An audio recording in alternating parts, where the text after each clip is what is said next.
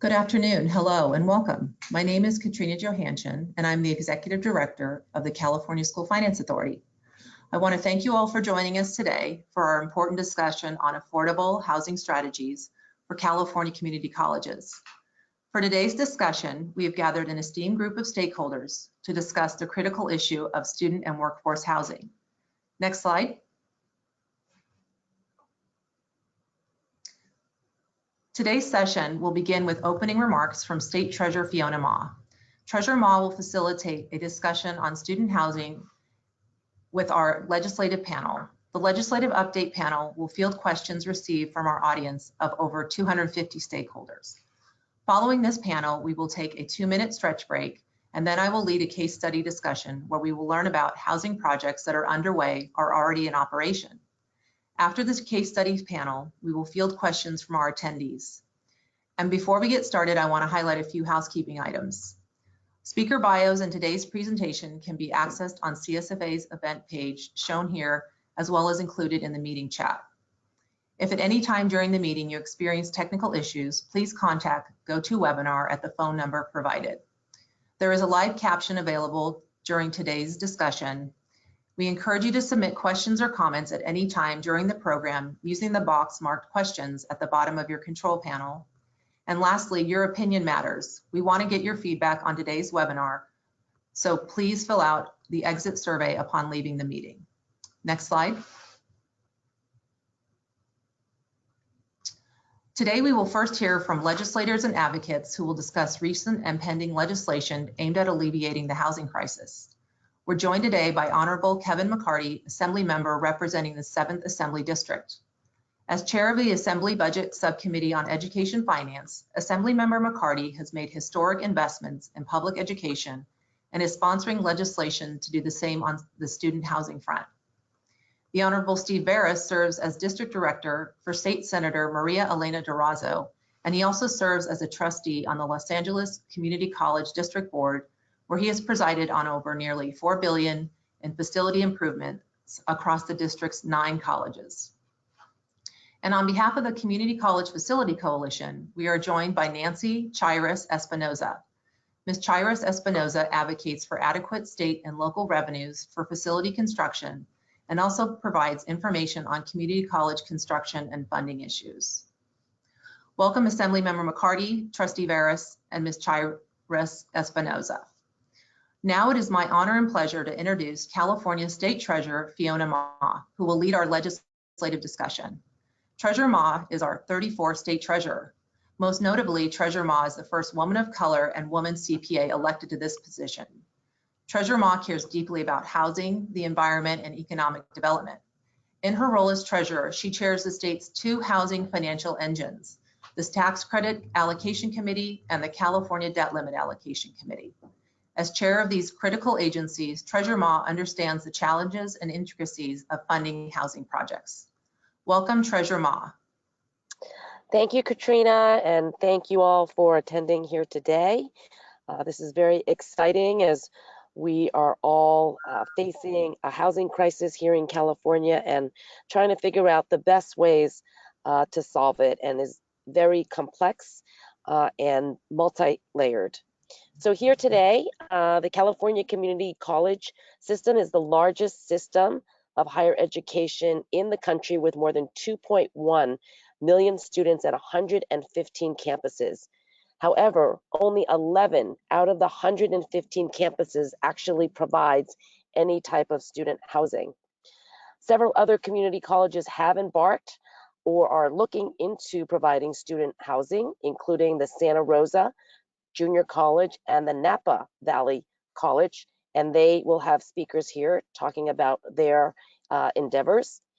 And in some cases, districts are also building below market housing for their faculty and staff, such as San Mateo County Community College District, which you will hear from a little later.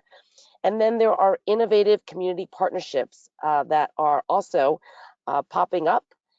We will have the San Jose Conservation Corps here today to discuss an innovative community partnership for housing and training transition-aged youth.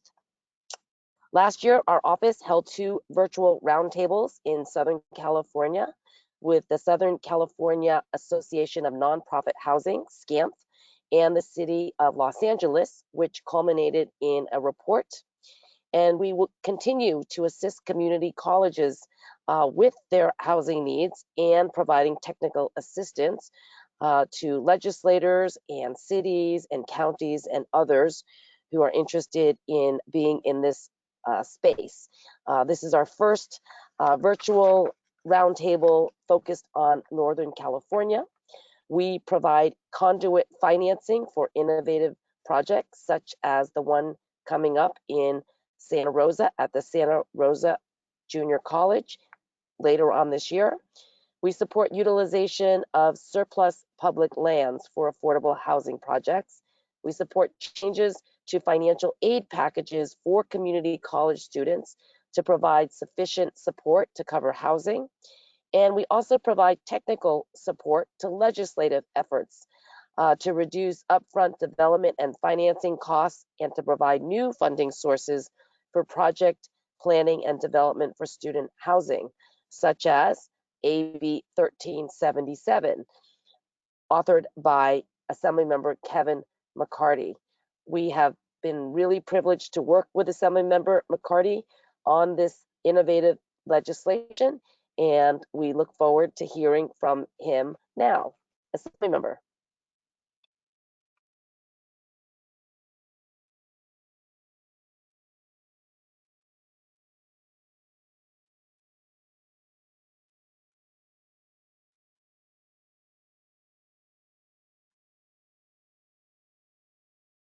Do we want to advance the slide to the legislation?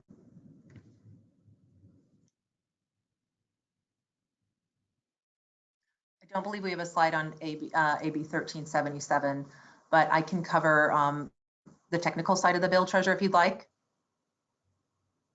Yes, please. Sure. So AB 1377, authored by McCarty's office, would create the a revolving loan fund for student housing across all 3 systems. So there would be an allocation to UCs and CSUs as well as the community colleges, which would be allocated at the CFA level, which is the California Education Facilities Authority, and the California School Finance Authority. So that program would prioritize projects that are ready to provide student housing. So there's a lot of technical issues that still need to be worked through as it relates to priority, scale of the project, scale of the program, but we are working with the office to provide technical assistance. The bill was voted out of the Higher Ed Committee with an 11-0 vote, and it now moves into appropriations. I don't know if we have anyone else on the panel yet to weigh in on that. Nick or Barbara?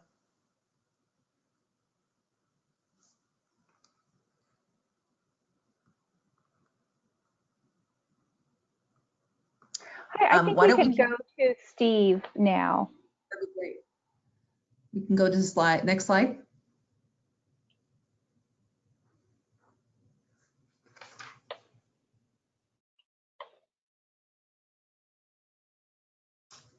Thank you, Steve. Okay. Hi, everybody. And thank you for giving us an opportunity to discuss SB 330.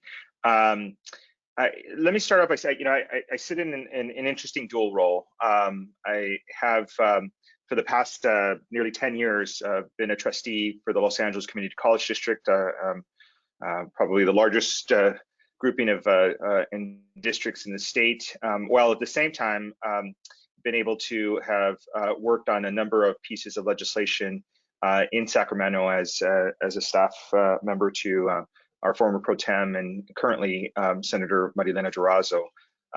So with both members, and particularly with Senator Durazo, we've had a chance to dig deep into the basic needs concerns of community college students, and specifically in Los Angeles. I think we're all very familiar with surveys that have been performed by the State Chancellor's Office, and certainly we sort of pioneered some of those discussions about the status of our students. In Los Angeles, we deal with a very significant homeless population, and in that homeless population, it's varied and it's diverse, and certainly it impacts our students.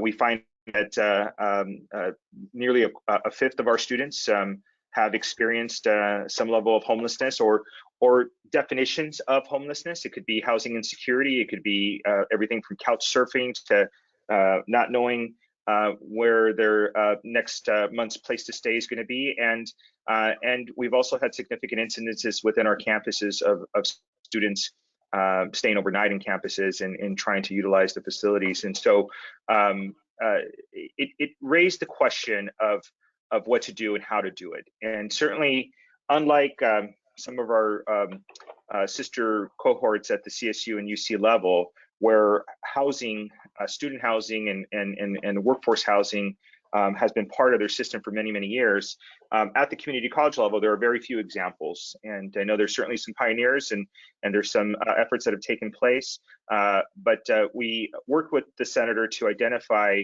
what we thought were potential spaces to look at law and reshape it to understand the immediate realities of community college districts. First and foremost, for those of us that endeavor to build on campuses, we're starting at times from scratch, not having programs to add on to, not having programs at all.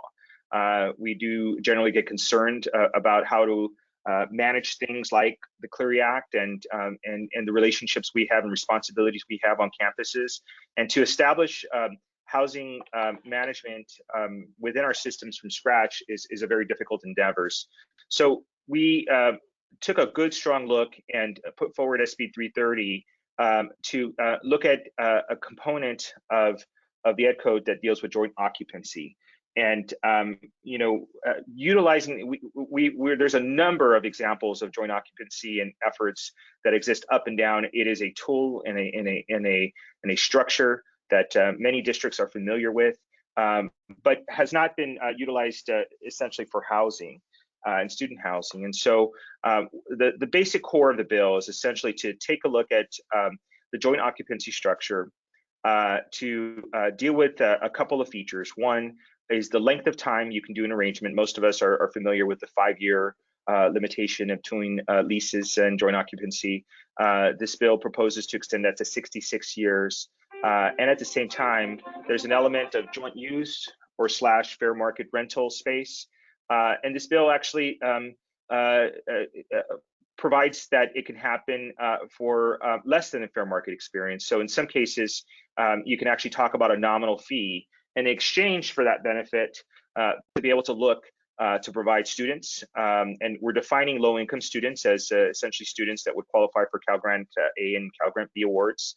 And employees, we often have employees in the district that would meet the standards of low to moderate income, which is 80 to 100% of the income in the area in Los Angeles, and certainly several other markets throughout the state of California. Cost of living and housing prices are extremely expensive.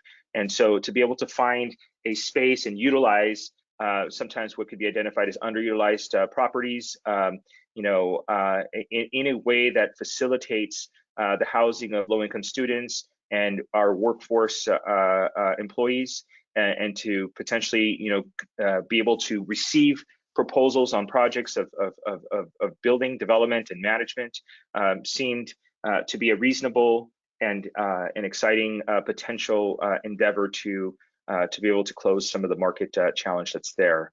So, I'll leave it at that. I'll be on for additional questions. It's a pretty basic, change, essentially just being able to, instead of charging, the full market rate, to be able to take that savings of cost and apply it into low-income students and low-income to moderate income members of our workforces.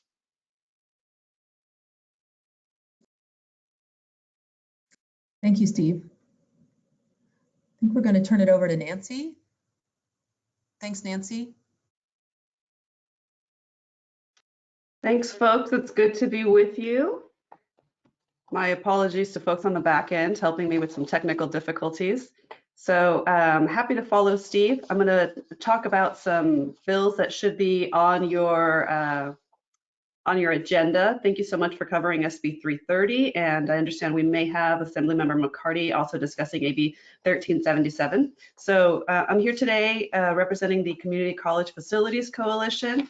And first off, I want to talk about AB 306 by Assemblymember O'Donnell. This bill would exempt K-14, so K-12 and community college employee housing from the Field Act, and thereby exempting it from DSA review. There was an IR, a memo, a directive, if you will, that was sent out by the Division of the State Architect on this issue, but you know, a lot of folks in the field believe that there could still be additional clarification and really a wholesale exemption of these projects. So that is the purpose of this bill, and it would be very helpful to community colleges attempting to build housing. The bill is out of its first policy committee and in Assembly Appropriations.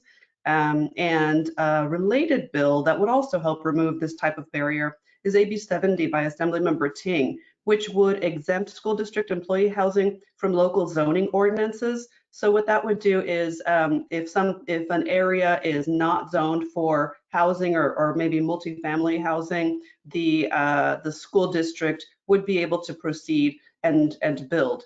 Currently, we are exempted as both K-12 and K-14 districts from local zoning when we are building educational facilities. So this bill would extend that to when we are building residential facilities for our employees. I do expect that this bill is going to face a little bit more opposition than AB 306 because there's just been a long-running discussion between state and local entities. We saw that today in Assembly Housing or Senate Housing Committee today. So there's just a natural tension between folks who would like state level consistency, if you will, and folks who would like flexibility at the local level. And this bill will become part of that conversation. But it is out of its first policy committee and in Assembly Appropriations as well. I don't believe we've had Mr. McCarty or a representative yet talk about AB 1377. Hopefully they'll be able to join us. But what this bill would do is two things. One, it would establish a revolving loan fund for all of the higher education segments to build affordable housing. So one is construction.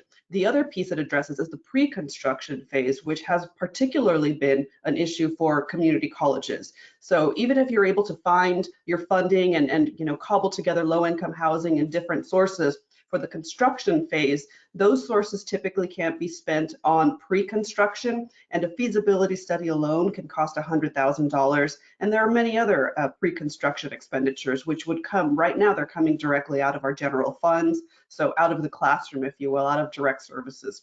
So this bill would do those two things: construction loans, revolving fund, and provide pre-construction grants. Another thing I should mention in relation to these bills is that there is an accompanying budget piece with this. Mr. McCarty chairs the Assembly Budget Subcommittee on Education. Thankfully, he's well poised to have both sides of this conversation, the budget conversation and the legislative conversation. So with the governor's proposal of $100 million for basic needs of community college students, the Community College Facilities Coalition has asked for $5 million of that to be created as a revolving loan fund and possibly address these grants as well. So those conversations are taking place, and we would encourage you all to you know, contact Mr. McCarty and other folks involved in the budget process, and please lend your support to that. We've already covered SB 330 very well, so I won't attempt to add anything to that. If we could have the next slide, please. A few more bills we want to put on your radar, and this will be my last slide.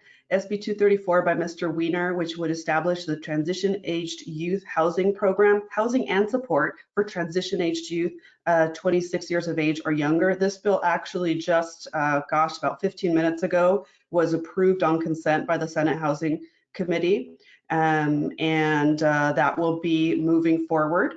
Related to that, AB 413 by Mr. Ting would appropriate the money necessary to provide those services in the bill I just mentioned. So $8 million annually to the transition-aged youth Housing Fund, which would be appropriated through counties. That bill is already in Assembly Appropriations. Two more bills. AB 775 by Mr. Berman would mandate basic needs navigators. This is, term of art. This is what we're calling them.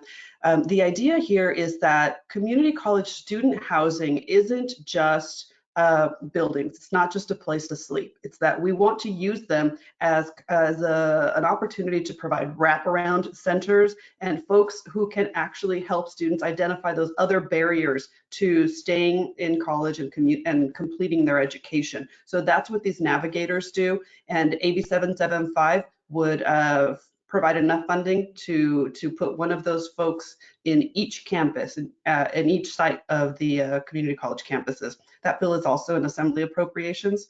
Last bill I'll mention is SB 290 by Senator Skinner. This bill would provide density bonuses to community college housing projects. So for those of you not deeply enmeshed in housing policy, you may not know what a density bonus is, but what they do is that a jurisdiction will provide flexibility to a project in exchange for providing more housing in a more dense setting. So what this bill would do is that it would say that community college student housing projects would qualify for those density bonuses. What those look like on the ground are things like you might be able to say, we're going to provide fewer parking spots because this housing is located next to light rail or things of that nature. Or it might be, we're going to let you have less of a setback on the backside of your project. Just things like that may seem insignificant, but what they mean is that we are able to provide more housing units. So in the end, that is a very good thing. And that bill is in Senate Governance and Finance today. They may have already acted on it. My apologies. I was only able to watch one of those committees at a time. So hopefully that bill is already out, but we'll get back to you on that. And that is all I have. So I'm happy to hand it back to the next speaker. We had a few audience questions, Nancy. So one pertains to how project maintenance costs will be addressed in project funding bills. Our case study panel, which is up after the break, we have a lot of practitioners there who can probably address the issue of how project maintenance costs are funded. But did you want to touch on whether, or Steve, if any of those, any of your bills include any type of reserve or funding for maintenance? Or maybe Steve, your experience with I'll go the first college. and then Steve can speak to their current bill. My understanding is that these bills that I've mentioned do not contain any maintenance costs, but I'll defer to Steve on his bill. Well, SB 330, interesting enough, it's on, I guess, what we would consider unrealized costs and expenses. So, there's, this is, it really depends on how the deals are set up. But I think what's envisioned to do is essentially have a joint partnership and somebody essentially from the outside to be able to manage it as an entity.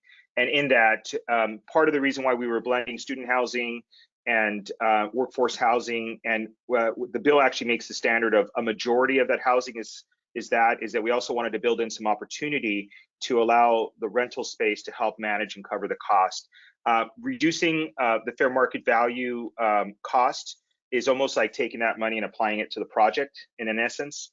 But the idea is to not have additional burdens come onto the campus community and the campus budget. And it's just a way to look around. If we were to do these ourselves, we would run them through our facilities master plans and establish them, and the cost of managing, maintaining, build, all of it would fall directly on the district. But I think if we utilize the joint occupancy space, it gives some opportunity to not critically impact the budgets of the schools. Thank you, Steve. Nancy or Steve, related to SB 290, the density bonus bill, is there any discussion about school districts getting added to that bill to allow for school districts?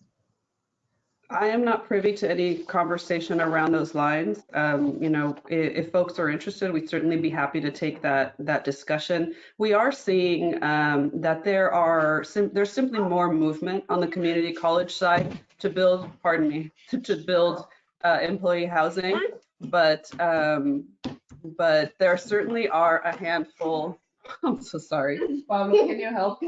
There certainly are a handful of of K-12 districts that are very far along that line. Obviously, Los Angeles, San Diego, but we know some others are interested. I would just say community colleges are a little bit farther along. Thanks, Nancy. There was a question related to AB 1377 setting the rate on those loans, lower than market rates. So obviously, I think that's part of the intent. But are either of you privy to that information? I mean, obviously, for a state subsidized program to work and create affordability, you might set interest rates to the cost of administering the program, so that you're not losing funding or the corpus of your funding for projects. But not needing to make, 5 or 6 or 7%. That was an audience question. We can certainly ensure that question or, advocacy for that gets to the author's office. I know the treasurer had some questions about multi-generational housing, as it relates to seniors and students, kind of, helping each other, if you will. So, Treasurer's back with us. Treasurer, did you want to speak to that? Well, I know that there are innovative programs around the country where community college housing is being built, but because of the transient nature of students and funding repayment difficulties, they have moved seniors onto those properties. Seniors are on a fixed income, Social Security, and the additional benefits of seniors being able to also take classes or perhaps provide childcare services to single parents who are going to school, having young people take care of our older generation as they age in place. And so I was wondering if you all had any thoughts or any good models on this type of innovative funding idea, housing idea. Thank you. I'll actually take a shot because we have been having that conversation in Los Angeles. Well, first of all, on SB 330, the blending of student housing with workforce housing, I think is kind of looking at that concept, because the student population being a bit more of a moving target versus a workforce being a settled target. But I will say this, when we initially started our conversation about student housing, and this is something to the community college population, they're different than, let's say, what would be the population at a UC, where sometimes out of high school, younger, we can dorm them up, or pre-COVID, we could dorm them up 3 or 4 to a unit, sometimes larger. With LA Community College, for example, a third of our students are parents. And so when we talk about housing, we're actually talking about family housing to a certain extent. And so being able to understand the models and the approaches, we actually just found a lot of connection with looking at how we house our workforce to be somewhat similar to how we can house some of our students, and particularly student families. In terms of length of time and seniors, our average age of student is actually ranging too. So we have a mix of younger students, and we also have coming back to the workforce of folks that are older. So, but this concept, Treasurer, of being able to stabilize the housing is really critical and really important, and especially because most of the versions of UC or private college models, they tend to be like full cost, and you're using financial aid to defer the cost. We're actually starting with the model of trying to make it low cost, building in from all these resources, whether it's using land as a value, or whether it's lease agreement. So we're starting with the lower end cost first, and trying to stabilize that piece, as opposed to, and blending it out with workforce or other kinds of strategies. But it's just trying to flip the script a little bit, to know that we're not going to build it. I know there's a few districts that have already endeavored to build housing, and some of them started off with a market rate value and are looking to those strategies that are much more similar to the private and UC and CSU system. I just think we need to envision and look at it differently at the community college because of the demographic and the economics of our students and certainly our workforce. Thanks, Steve. And I think we're going to hear from Dorsey more during our next panel. They've got an innovative housing project and program that they're utilizing in San Jose. So that might be, something that we can discuss as well in terms of, they're parking temporary housing, and it's kind of a win-win as it relates to that permanent unit and the temporary housing. So hopefully Dorsey can weigh in on that as well later in our panel. So do I have time for one more question, Katrina? Yes, we're doing great. One last question. I know that we have better than expected revenues that have come in, and the governor is going to look at one-time funding for different programs and services. Just wondering what the priority is for the community college space, if you all are having any discussions or any ideas that are popping up to the top of the priority list. For CCFC, No, we're really trying to make the argument that we should try to stretch out the benefit of this, one-time funding. Certainly things like emergency housing, emergency assistance for students are appropriate use of that funding. But we are hearing from legislators, and we very much agree with them, that we should invest in things like the revolving loan fund to provide housing capacity that's going to exist beyond this emergency and the recovery. Treasurer, just a clarification, do you mean in terms of housing, or do you mean in terms of, because I think on all of our top of the list is sort of return to in-person, and some of the challenges that we have. I know statewide some districts are experiencing up to 25-30% decline in enrollment. In Los Angeles we're about 16. But we have a couple within the 9 campus district that are a little bit above 20. So blending it all together at 16%, but trying to get students to feel like they can come back in. And some of it may be facility management. And I know for those that have had a chance, Cerritos and Orange Coast down in the Southern California area, to be able to have the confidence to come back into utilizing the resources that are there is important. We have, and I'll say this in terms of, we've made an early decision to partner with nonprofits. I'll point Shower of Hope, for example, is one that we've done a great partnership with. Right now, they're limited to the strategies. It used to be a few students that are able to be in a space, but because of COVID, the protocols, the additional sort of tax on infrastructure, on campus, off campus, we're really trying to understand applying the HERV monies we receive from the federal government and everything at the state to be able to make an investment that's a permanent type of investment. So things like revolve, and we don't want to start our planning. Most of us have continued doing, we have construction programs have continued to be able to do that under safety protocols. And we've had great success to continue those build outs, but we're starting to look at stuff like design. Is the way we've done air filtration the best way? Do we need to revisit that quite a bit? Most of them are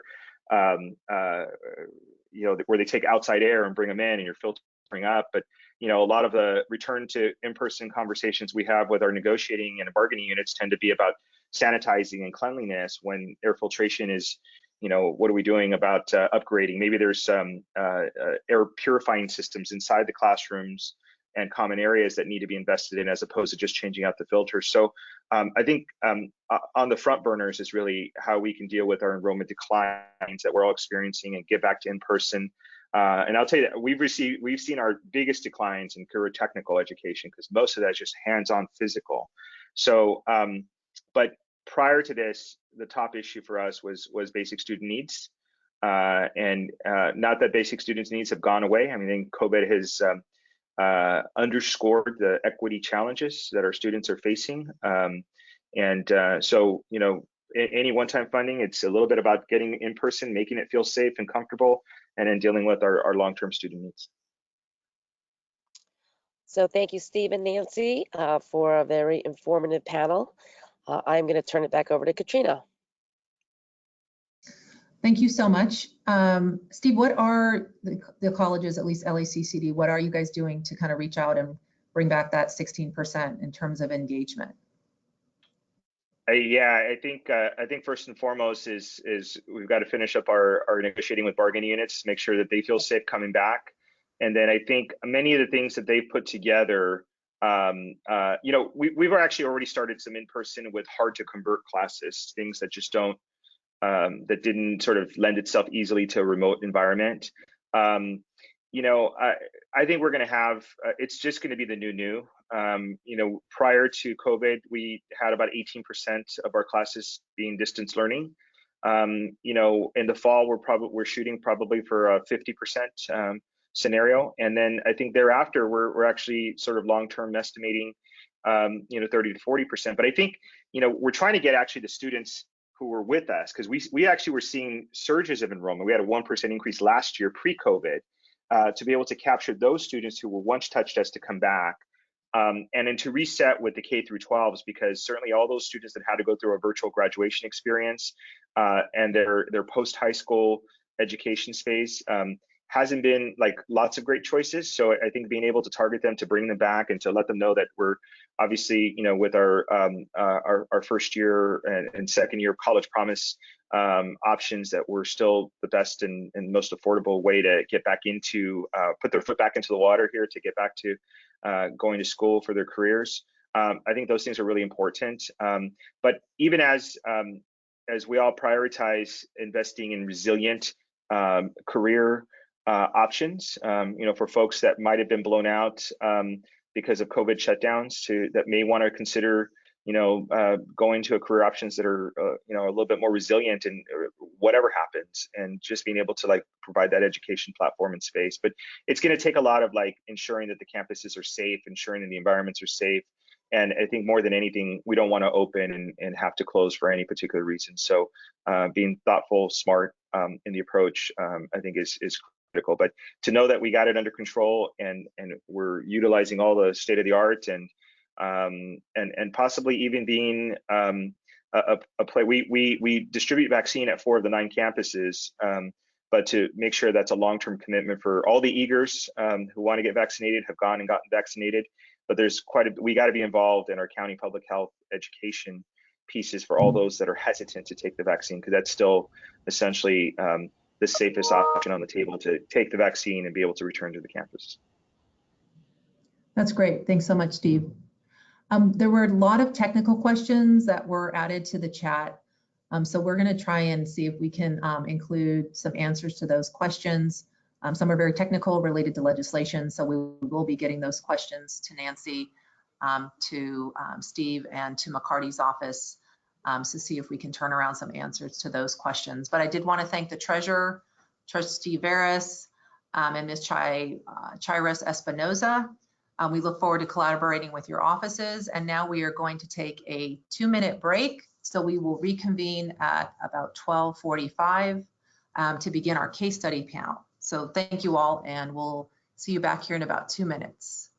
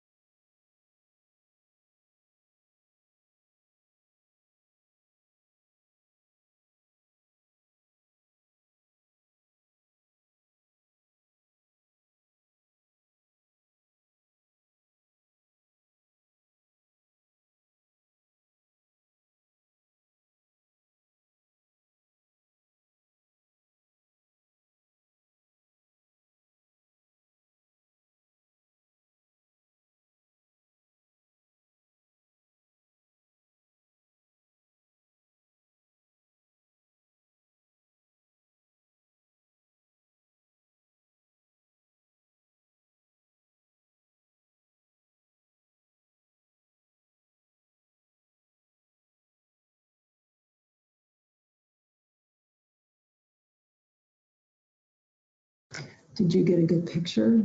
We're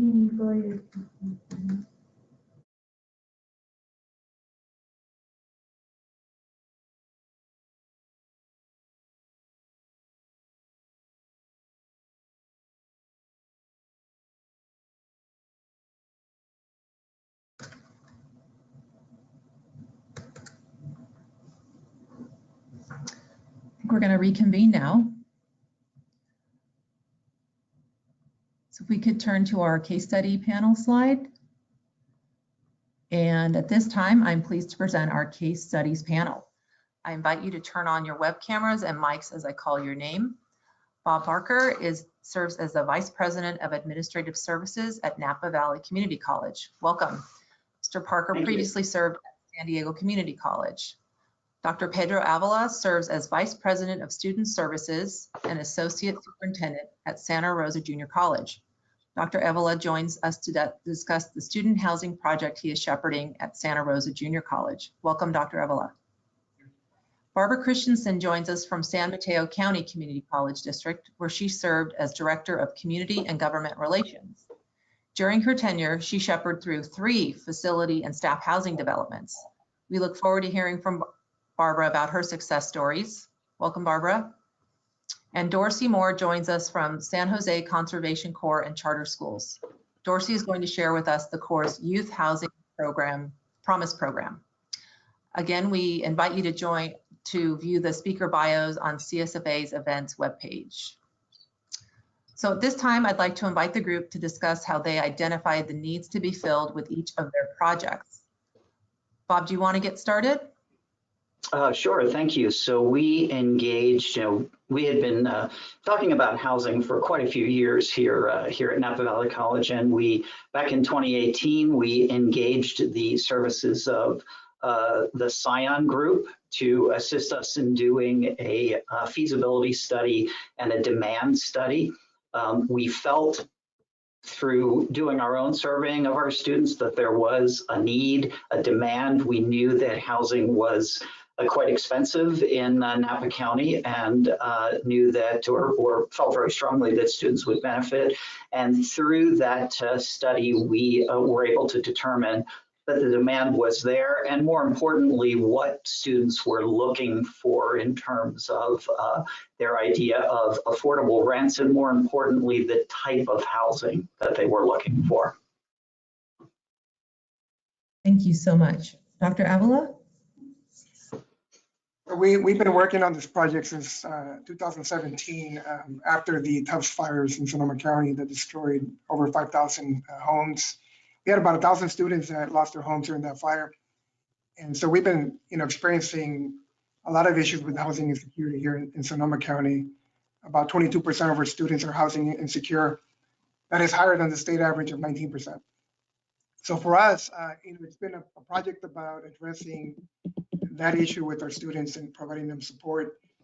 We also we've conducted 3 market studies. All 3 of them supported a demand of 500 beds. Our project is going to provide 352 beds, but we're also considering a phase 2 project if needed. But again, this is something that we're doing it to help our students, and our main concern is just the amount of housing insecurity that's happening in Sonoma County is devastating after the fires. Thank you, Doctor. Dorsey? Yeah, so we're in the center of Silicon Valley, and so affordable housing is really non-existent here. And so about 3 years ago, we realized that a number of our students were getting displaced, having moved to the Central Valley or to Stockton area. And so if we didn't do something quickly, we wouldn't have a program probably in about 3 to 4 years. And so about 30% of our students, about our 200 students that we serve at any given time, are housing unstable. Most couch surfing, some living out of their car, and some living on the streets. And so we realized that we needed to get into action because our usual nonprofit housing partners just didn't have the capacity. Thank you. And Barbara? So our experience goes back to 2000 when the college district was experiencing difficulty recruiting employees, and people who were offered jobs from out of the area wouldn't take it. We did surveys in 2002 and 2007 confirmed that the inability of employees to find or afford affordable housing was the problem. And in one survey, 18% of the employees indicated they were going to leave the college district in the next 3 years. And 61% of them said it was because of the cost of housing. We knew we had a problem that we had to solve for our employees. Thank you so much. That's a great overview. So we're going to actually turn it over to Bob, and he's going to present some slides on their project. Next slide, please. Okay, that's great. Thank you very much. And so very happy to be here today to talk about what we're doing here at Napa Valley College. And so could we move to the next slide?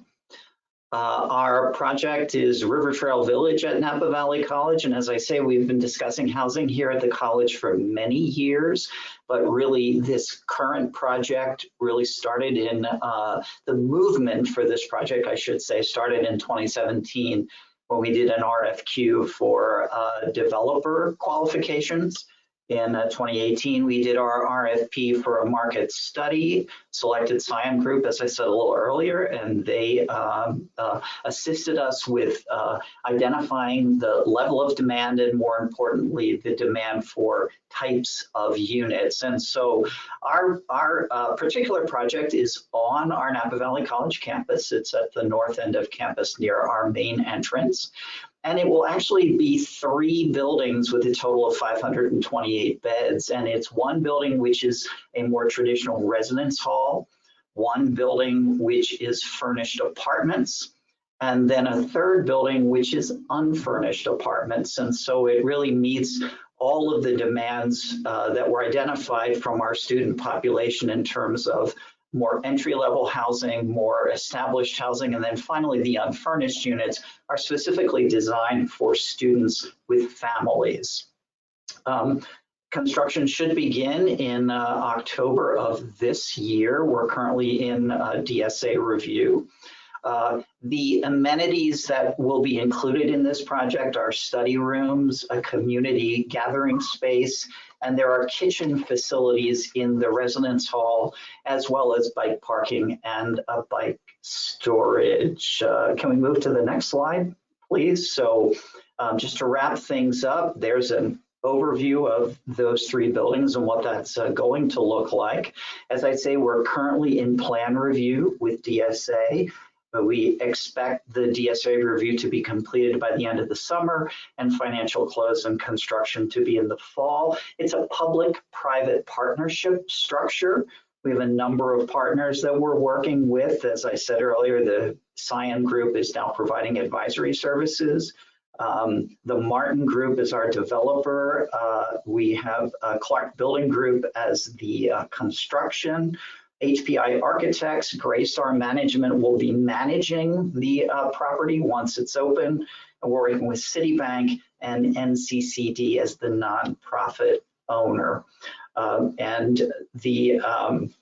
As I say, we expect to be leasing these units for the start of the fall semester in 2023. And so that's a little bit about our project, and thank you for the opportunity. And now we can move to the next speaker. Thank you, Bob. We can move to the next slide, please.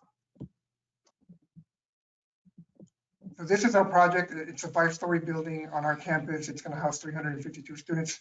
You know, we share a lot of the same partners that Napa Valley College is utilizing.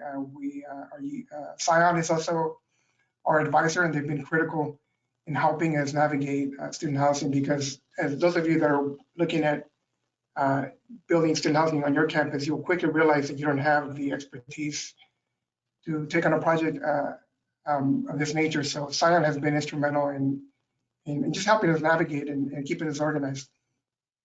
HPI is also our architect, and Servitas is our developer.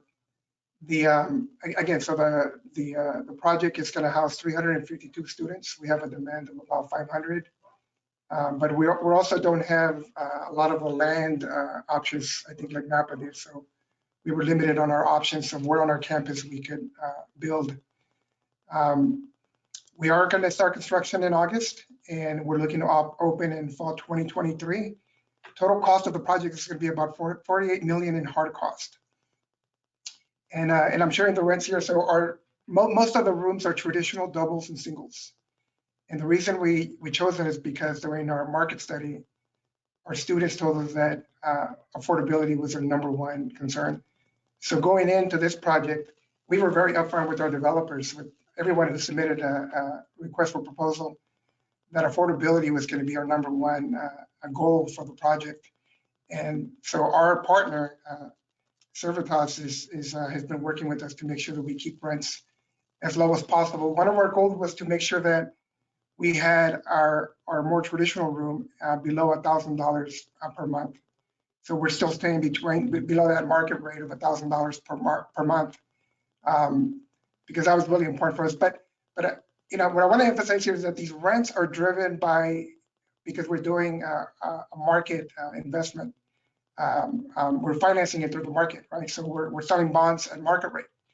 So the rents are based on how much you're borrowing and the interest rates, the public market interest rates. So I'm really excited about all these bills that are being proposed, because I think for those of you that are coming behind us that are going to be taking on these projects, if you have other options of securing a loan, a low interest loan, your rents are probably going to be better than ours. And so that's a really good thing going forward, and I want to encourage that.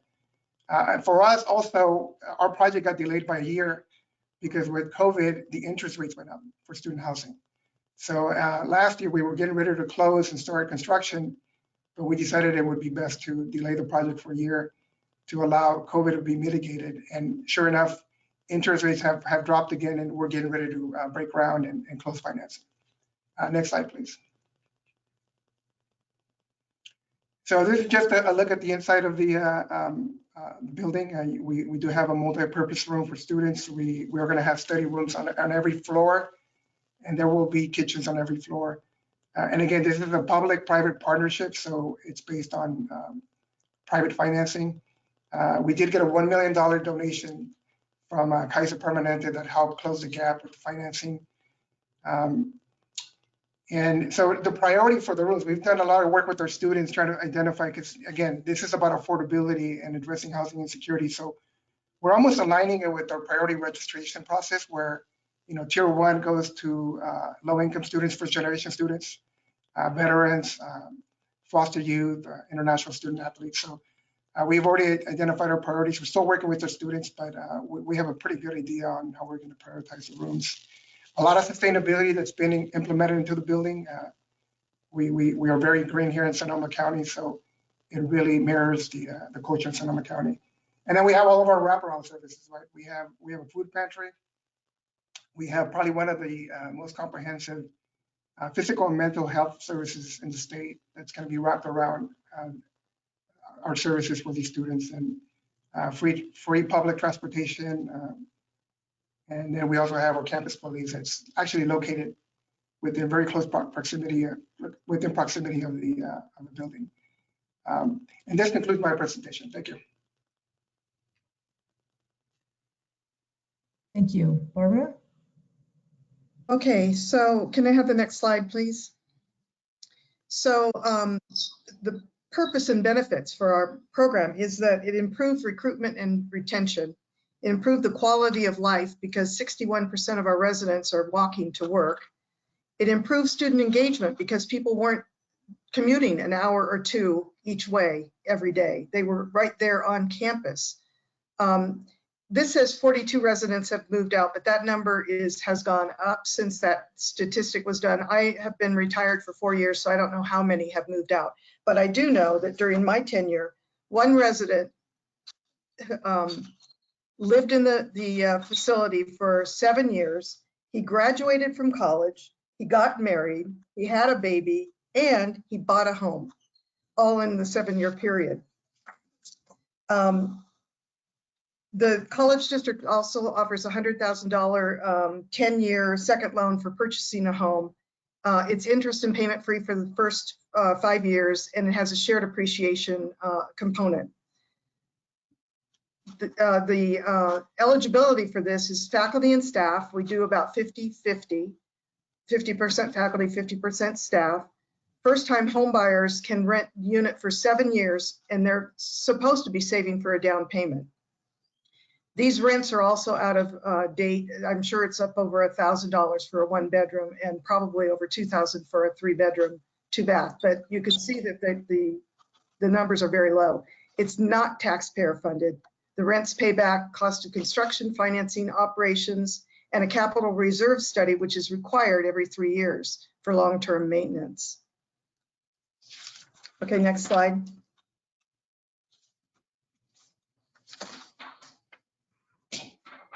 Next slide.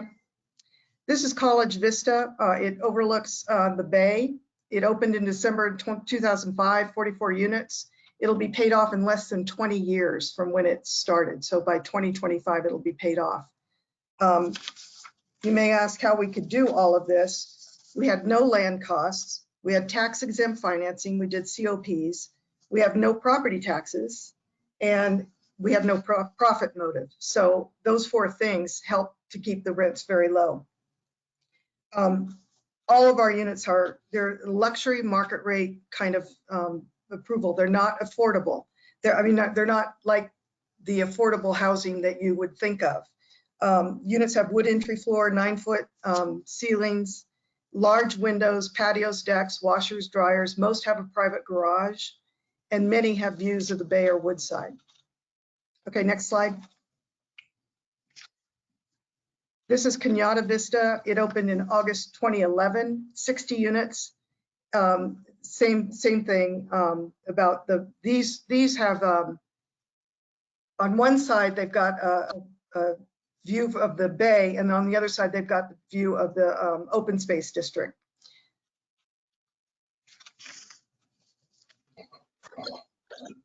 And that concludes my presentation. Great, thanks, Barbara.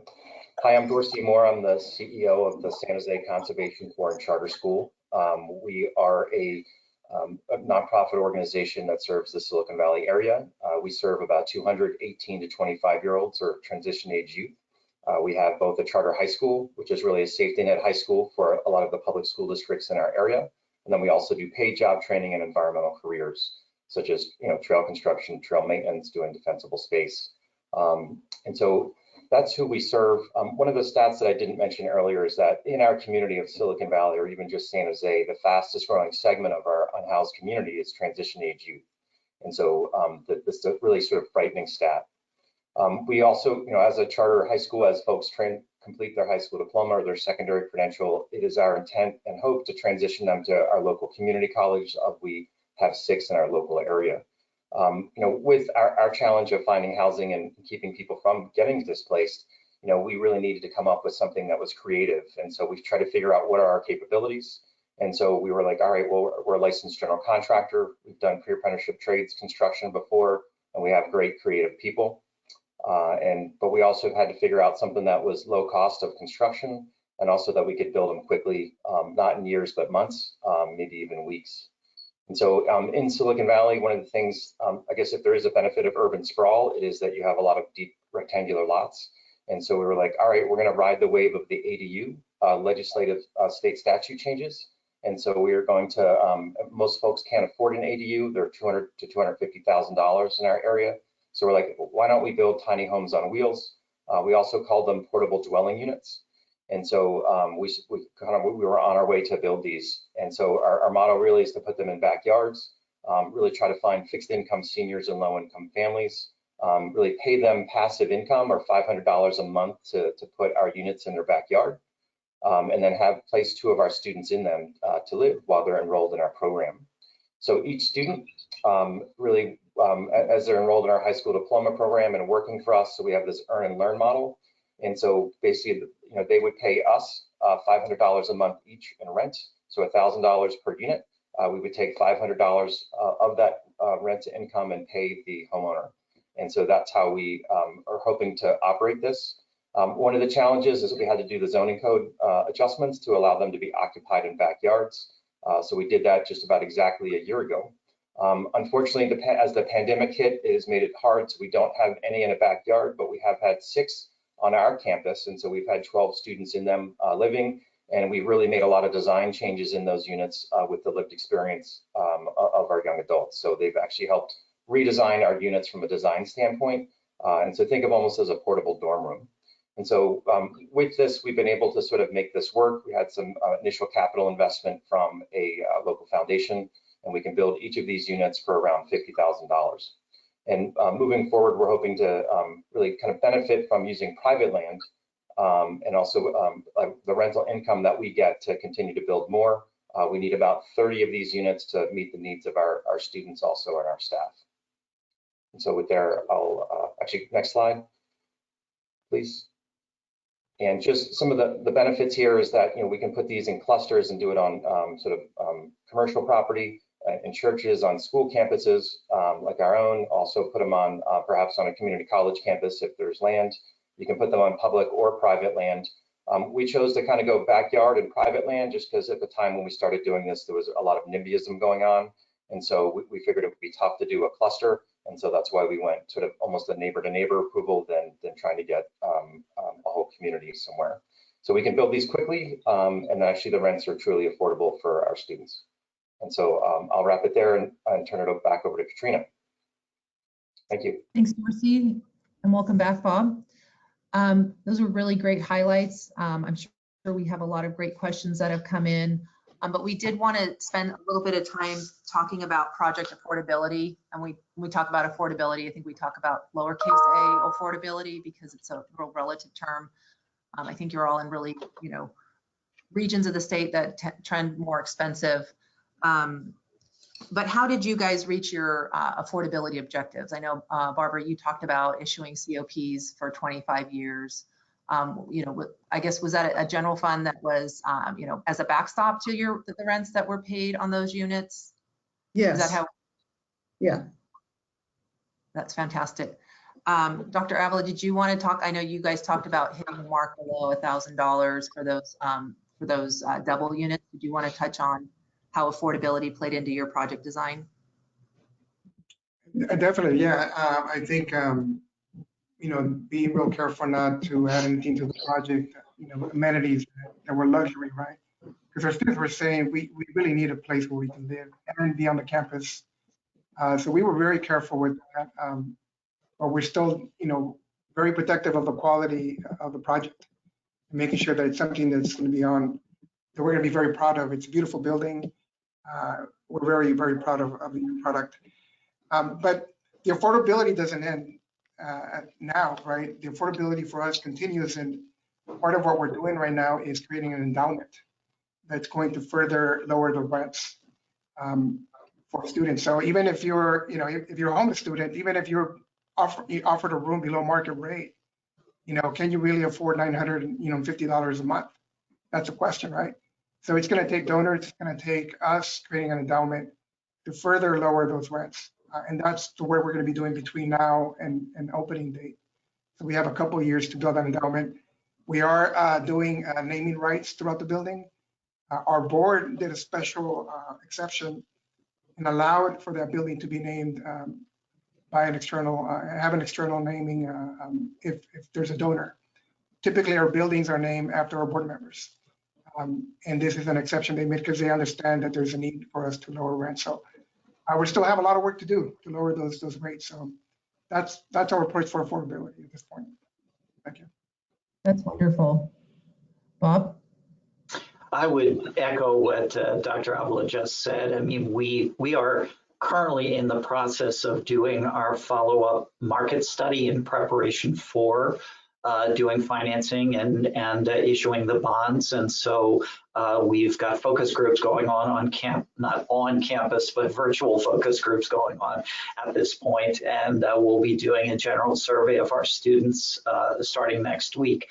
But we had certain of lower than market rate or affordability targets in mind from the first survey, and we are confirming them using this second survey. And in order to hit those targets, you know, of course, We're building it on land that we already owned. And we are, while, as Dr. Avila said, we are maintaining the quality of the project, we are also examining the things that have been added or would potentially be added to the project with a mind toward or an eye toward making sure that we can maintain those more affordable rents that came out of those student surveys. That's great. Dorsey, I know you touched on affordability, but you want to kind of highlight how your board made the decision to move? Yeah, and so, we're just, our students are working like in our paid job training program, plus working a second job and sometimes a gig economy job. And so we're trying to get down to and keep it at $500 a month rent, just so they can actually be a young adult, focusing on school and not have to work every waking moment outside of class. And so that's how we really came up with the $500 a month in rent. And then LAUSD, I believe, has a question. Sorry, Al, to call you out. But they asked about how you valued your land contributions. So for those of you that, Barbara, I think you guys use district land. So how did that equity into your project help in terms of affordability, or anyone else on the panel? Well, for our buying land in San Mateo County is very expensive. And I'd also like to add that the 44 units that we built in 2005 cost $8.5 million. The 60 units that we built in 2010 cost about $12.5 million. We're planning, and we got approval for 30 units at Skyline College. We're about to start construction. The cost is $20 million, and that's on our land. But yeah, the land savings is a huge deal. What you save from not having to buy a piece of property. And we are lucky that we've got parking lots that were not used with great views. As your boards approve these projects, was there any discussion of kind of ancillary benefits? Like, Barbara, you talked about, cutting commuter time and having more quality time and the stress. So were those kind of ancillary benefits part of the board determination? No, I think that in our case, the survey results were so compelling, that 18% were going to leave us in the next 3 years, and 61% of them said it was a cost of housing. I think that's all it took for the board to say, let's go ahead and do this. And we were not the first in the state. Santa Clara Unified School District built housing, and in fact, I went down and visited with them to find out how they did it. All of our projects go through the local cities. They don't go through DSA. Yeah, correct. So you've got some opportunity in saving there. Yeah.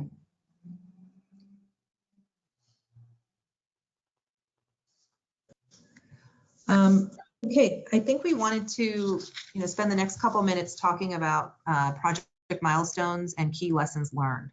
And then also, if you can also maybe, build in, like, I'm sure there are a lot of folks listening that are looking for a champion like yourselves to kind of move these projects forward. I know you talked about your reliance on your, for instance, Bobby talked about Scion and how they've kind of worked with you.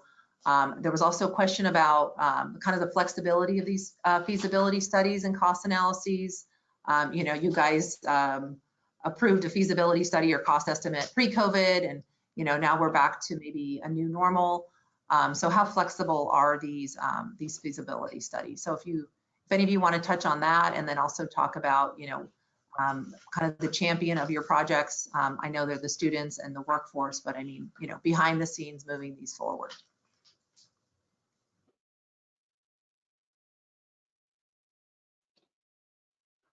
Well, I'll jump in here just to say that in terms of champions of the project, certainly our president has been a real driving force behind the project, but also our board of trustees. They were very supportive and very interested in us moving forward. And to Barbara's point about the faculty, it's the same thing with our students. Our survey results indicated that not only were our students interested, it's expensive to live in Napa, and there are students who are traveling great distances to come for some of the programs that we have here that are unique to Napa Valley College. And we're interested in cutting down that commute time, having the opportunity to live and work in Napa, and would increase their course load and go from being part-time to being full-time if they had the ability to live on campus. And we also see that having students on campus 24 hours a day is really going to inject energy and make the campus more active and lively throughout the day, and will impact the services that we provide on campus as well. We are taking into account the fact that housing will result in some additional expenses to the college in terms of potentially additional security, but more importantly, the making services more available. We have the services now, but making them more available as we move toward having more 24-hour-a-day activity on campus. So in our case, we needed to keep our staff informed about our plans. After the board approved us to move ahead, we kept the staff very much informed. We had joint city council, school board meetings to explain to them and tell them the results of our surveys that said that housing was such a problem for our faculty. We talked to thought leaders throughout the community. We held multiple, before we ever went to the planning commission and the city council, we held many community meetings with homeowners associations and PTAs and neighbors and other affiliated groups to discuss the plans. And then when we went to the planning commission and when we went to the city council, I made sure that we had a bunch of faculty and staff in the audience.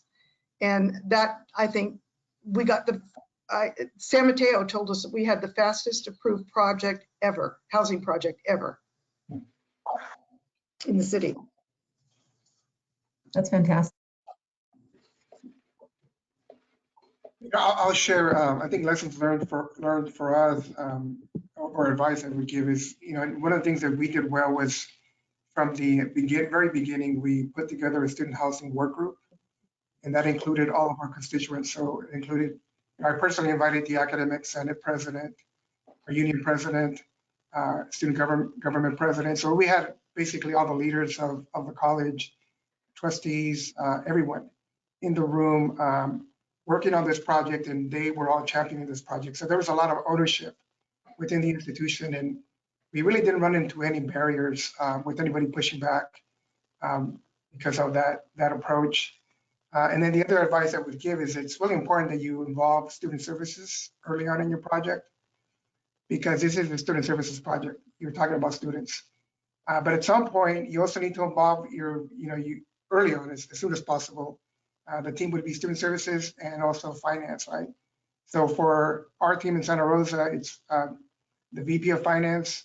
I also have the Dean of Students, who's part of this project, the champion of the group that's leading it, our Director of Capital Projects, and then myself. But you're going to get to a point where a lot of it is about contracts and finance. And it's going to be really important that your VP of Finance is really committed to this project. But student services is also a very important part. So that would be my advice, is to make sure that you have the right people leading it, and that they're committed to it early on in the project. And then did those conversations and planning also, contemplate services going forward in terms of programming and all of those costs? Right. So you talk about, what is this going to do to your library costs, right? Because now you have students on campus 24/7. Other, student life, right, in general, buildings that are going to have to be open, hours of operation. If you have a on-campus police, that's going to, probably increase your cost of that. Food services, right? How is that going to, affect the food services? So these are all the things that we've been talking about and we've been planning for the last couple of years. Because the CSUs and UCs have been doing this for so long, have you guys, did any of you partner with local UCs and CSUs to get, lessons learned or feedback as it relates to, housing and, to your point, Dr. Avila, 24/7 student activity on campus? For us, it wasn't a partnership, but we did have a call, and I want to thank Dr. Castro, who was the president of Fresno State. They did a P3, and we did have a call with their team, and they're the first ones that gave us sort of the framework of the P3 model. And we took it from there.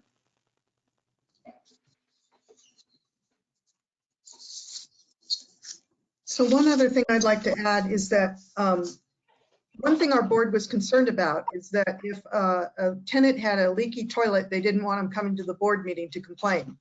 So the board appointed a nonprofit board that includes 2 board members, the head of the academic senate, the head of the classified staff, and 2 property managers from the community, a lawyer from the community, and a finance person from the community.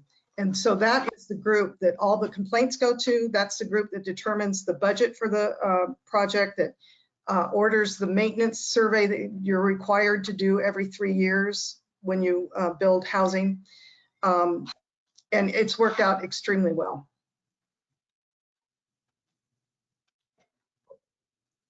That's a great idea.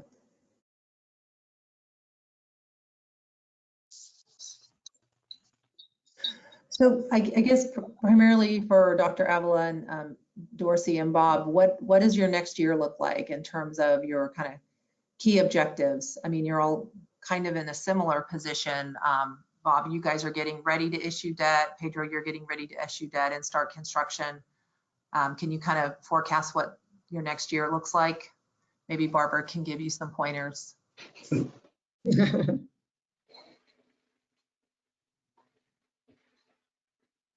Yes, I would love to hear any pointers that Barbara could give us. I mean, as I say, we're looking to start construction in October, and so there will be quite a bit of activity here on campus as we move forward with the actual construction, and then within a year we'll be looking at setting up some sort of a leasing office or sample units that we can use to start getting student interest and identifying students who will be occupying those units when they become available for the start of the fall semester in 2023. So it's really becoming, we've spent all of these years surveying and designing and talking about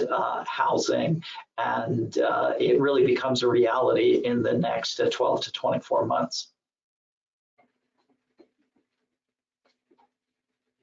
Go ahead, Dr. Avila.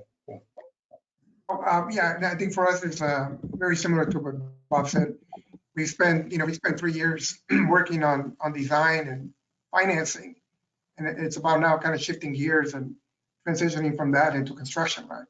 So I don't think reality has hit us yet that that's going to be over, and it's great, but now it's about construction management, right? And it's a whole different skill set. And again, this is where it's important that you have an advisor that's going to help you navigate all that. But I think for us also, like I said earlier, just focusing on identifying donors so that we can grow that endowment and lower our rents and really offer rooms that are the lowest possible rate in Sonoma County for our students. That's really going to be our focus, along with the construction. Yeah. So when you talk about donors, are there like community collaborators? I know you talked about, I think it was Kaiser. So, the endowment is going to rely on donors, but in terms of like developing a capital stack that might have some county funding, I mean, did you guys, when you built your capital stack, is that something that you guys want to share with the audience? The Kaiser donation was a donation to the cost of the construction. So that $1 million went directly to lower cost of construction. So it had a direct impact on rents.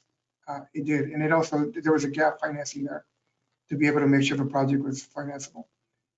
The endowment is going to be mostly, private donors. We do have a foundation executive director who is actively working right now, and he's amazing at identifying donors. And we have a few donors I think lined up, but that's going to be the focus for the next couple of years. Great. And for us, obviously we're an outlier here, and I love all of these projects that you guys have already done or are implementing or will implement, and I can't wait till they come online. Unfortunately, our option is more of an interim housing model, and we're looking to scale here locally. As I mentioned, we have 6 local community colleges that our students sort of transition to, and so we just can't wait the 5 years that it might take to kind of plan and build these. And so we're looking forward to hopefully partnering with our local community colleges to see how we can meet their needs, and also trying to guarantee our students housing for 2 years until they can finish their post-secondary degree or credential with a local community college. And so we can kind of guarantee that housing for 2 years. That's sort of our next step. And so we're actually looking to scale right now to build really 60 over the next year. Yeah, I was going to ask, I know Dr. Avila talked about a phase 2, and Dorsey, you're talking about future planning. Are you trying to kind of piggyback for economies of scale, or are you going to try and see how the first phase goes, or are you trying to build on the momentum that you've achieved?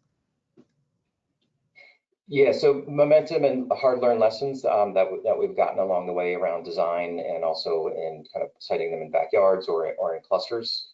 It's not easily done. Every location is different, so a lot of challenges at every site.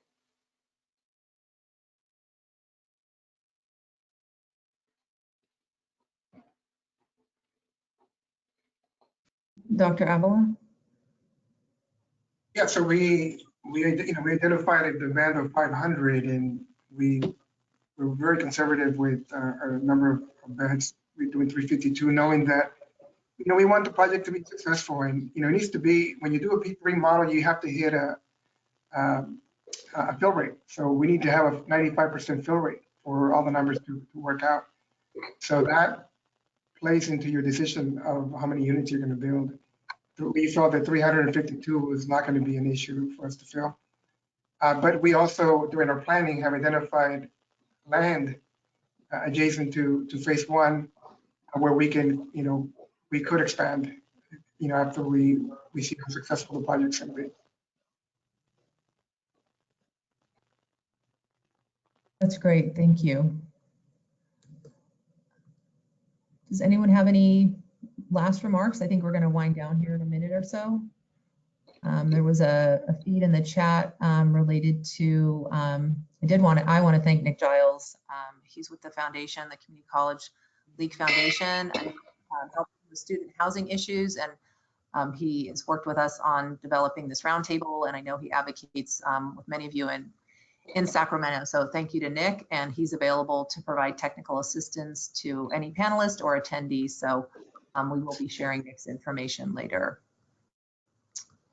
Did anyone want to make any last remarks, or? I will. I've had calls from many community college districts who want to build housing for their faculty. None of them have gotten started yet. I give them all the advice that I can about, you have to find a developer who's going to hire the architects, hire the engineers to get the project moving, even though the college person needs to be the front person before the city council and before the community to sell the project. You've got to have that kind of background help. I'd be happy to share with anyone, and I think my email is somewhere in the paperwork. The surveys that we did, I can give you the full PowerPoint of what it takes to build, what kind of person you need to have as your front person, what kind of developer do you need, that kind of thing. So I'd be happy to share that with anyone who's interested. Thank you for that. If your contact information is not in your bio on our webpage, be sure to add that, Barbara. Okay, thank you. That offer. Yeah, same here for Santa Rosa Junior College and my team. Anyone who needs information about, we've learned a lot from these last 3 years, so we're willing to share everything, all of our lessons learned. Hopefully, we can help other community colleges, because we have a crisis, right? And this is about students. This is about helping students. So whatever we can do to help, please reach out. Yeah, and I know we glossed over AB 1377, but there is that technical assistance grant component that's going to be very important, to developing and expanding housing on community college district land. So that is something that, again, we're sorry we glossed over it, but that's something that we're going to be tracking and providing technical assistance. So we welcome you all to be part of our stakeholder group should that bill come to fruition. I think we can go to the next slide.